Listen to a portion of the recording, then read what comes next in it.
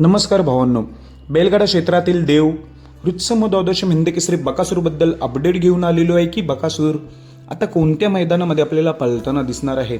तसेच भावांनो, अजून एक चांगली अपडेट, नवीन खरेदी झालेली आहे बकासूरच्या दावणीतील। तर त्या खरेदीचं नाव काय, कोणतं वासरू आहे हे आपण या व्हिडिओमार्फत सांगणार आहोत। तर सर्वप्रथम अपडेट देतो खरेदीची। तर भावांनो, चांगली खरेदी केलेली आहे बकासूरच्या दावणीत। अजून एका वासराची एंट्री झालेली आहे, त्याचा आत्ताच फेरा काढलेला आहे, काल फेरा देखील काढला या वासराचा। नवीन खरेदी, तर तुम्ही हा बॅनर बघू शकताय। या नंदीचं नाव आहे स्पीड किंग वादळ। स्पीड किंग वादळ तब्बल 13 लाखाची खरेदी केलेली आहे। याची अमाऊंट देखील मला माहिती पडली, तब्बल 13 लाखाला ही खरेदी केलेली आहे। स्पीड किंग वादळची चांगला टॉपमध्ये पळतोय, तुम्ही बघू शकताय। बकासूरच्या दावणीत ह्या वादळची एंट्री झाली आहे, वादळासारखी।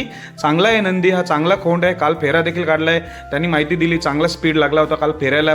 तब्बल 13 लाखाला ही खरेदी केलेली आहे या वादळ नावाची खोंडाची। नक्कीच बकासूरचा त्याला आशीर्वाद असतील, टॉपमध्ये पळत राहील। आता बकासूरची अपडेट, बकासूर कधी आपल्याला मैदानात दिसणार आहे, बऱ्याच जणांचा चाहत्यांचा प्रश्न आहे। तर भावांनो, सध्या नियोजन चालू आहे 1-2 दिवसामध्ये, पण नियोजन काय अजून फिक्स नाही, पण फिक्स नियोजन सांगतोय कधी पळणार आहे। तर भावांनो, 4 जानेवारीला आपला बकासूर 100% पळताना दिसणार, एवढी खात्रीशीर अपडेट दिलेली आहे।